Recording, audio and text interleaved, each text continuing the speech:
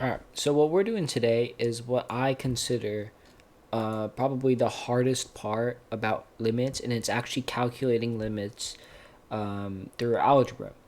And so that's what we're going to do today. And the reason why I think it's hard is a lot of teachers don't, although they explain the strategies to solving them, they don't explain when to use which strategy. They kind of just throw you into the fire and say, figure it out yourself, right? But I have these kind of signs that tell you, hey, you should use this strategy, you should use this strategy. And if you see some of these signs, then this is the strategy you use. And so here are the techniques that I'll be explaining today. Your first one, substitution. This is what you should always start with. You literally just directly substitute your a value when it comes to the limit of x approaches a.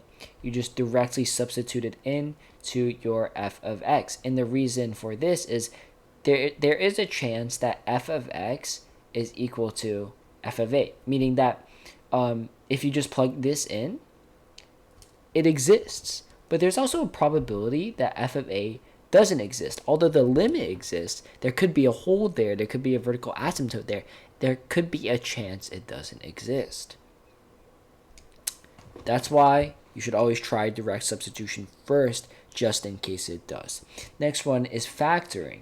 And this is just, you're simplifying your expression somehow by factoring or simplifying, and then you directly substitute it again after you canceled something out, after you simplified it, whatever. Next one is multiplying by the conjugate. Now what the conjugate is you change the sign in the middle of a binomial. So say you have something like x plus square root of 4 minus x. When you multiply it by the conjugate, you multiply by x minus 4 minus x. And what that does is it cancels out these radicals. And that's important when you're trying to simplify a fraction that may contain these radicals. It's just another form of simplifying, but with radicals, and then you substitute it again.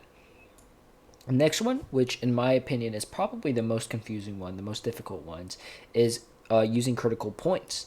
And that's when there's vertical asymptotes in the function. Now, vertical asymptote is just one x value that the function never crosses, right? So it looks something like this, where it goes up into the infinity and comes down from infinity or negative infinity, whatever. But it never touches that x value. So you don't necessarily know what that function will approach, right? Trying to find, is it positive infinity, is it negative infinity, what is it? And how we do that is by finding the critical points. Now the critical points is when the expression is undefined or equal to 0, and we can find the trend of the function by finding where, over what range is the function negative, 0, or positive.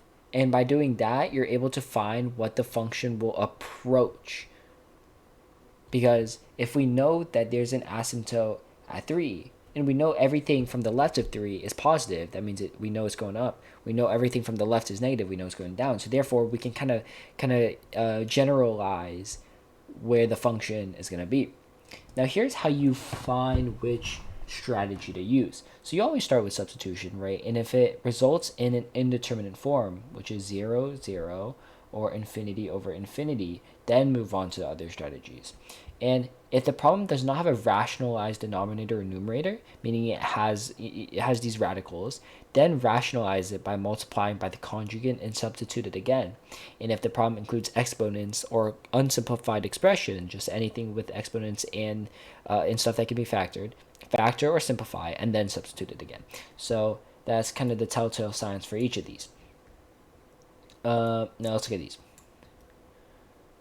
First one, always start with direct substitution, right? If we were to direct substitute it, 4 eighths plus 8 minus 5 is equal to 11.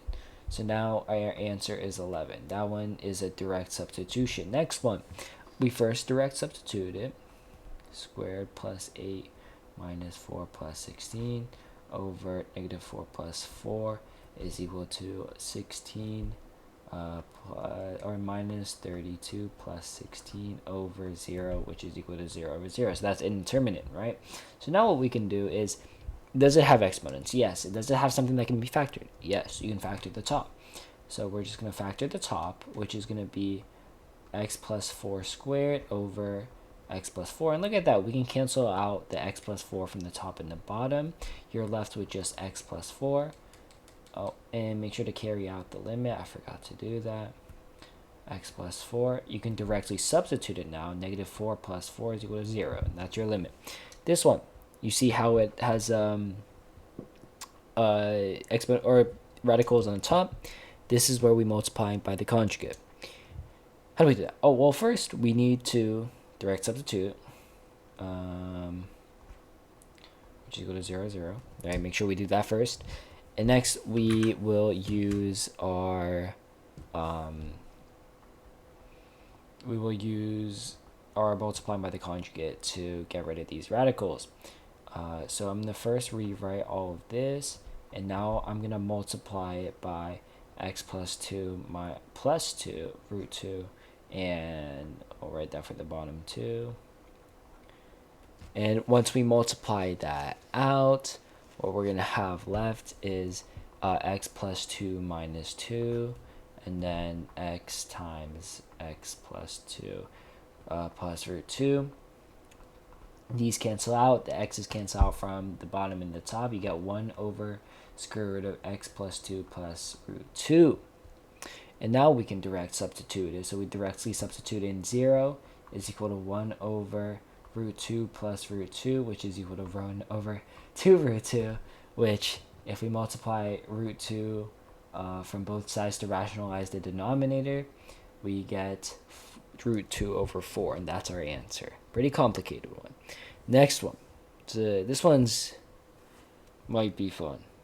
So basically what we can do is we first directly substitute in, say 3 squared minus 9. You get 3 over 0, which is undefined, right? And if it's undefined, nothing can be canceled out here. That means there is a vertical asymptote here, and this is a one-sided vertical asymptote. So you're trying to find, we know that there's a vertical asymptote at, I'm just going to draw it, like say, oh my, I can't draw a straight line. So this is what the 0. We know there's a vertical asymptote at x equals 3, but we don't know, because we're trying to find it from the left side, we don't know if this is going up or it's going down. Now, how do we find that? This is where we use our critical numbers or critical points. What we can do is our critical points are, let's look at the expression. When is our x 0 or 0 or undefined, right? So our critical points are 0, and if we factor out the bottom, x plus 3 and x minus 3, so negative 3 and 3. So now I'm going to make a number line to kind of generalize where the function is positive, negative, positive or negative. So we're from negative 3, 0, and 3. So from negative infinity to negative 3, let's just say it's negative 5, right? And we plug negative 5 into here. Negative 5 over 25 minus 9. This is going to be a negative number. So we know from negative infinity to negative 3 is always going to be negative. What about negative 3 to 0? Let's just put in negative 1. Negative 1 over 1 minus 9. We know it's going to be a positive number. Now we do it for each of these. I'm just going to write it down. And what we're doing here is, let's look at the 3, because that's the limit that they're asking us. It's from the left side. So that's this, from the left side. We know from the left side, it's always going to be negative. That means it can't go into the positive area, because then it wouldn't be negative. So that means we know that this approaches negative infinity, because it's always going to be infinity.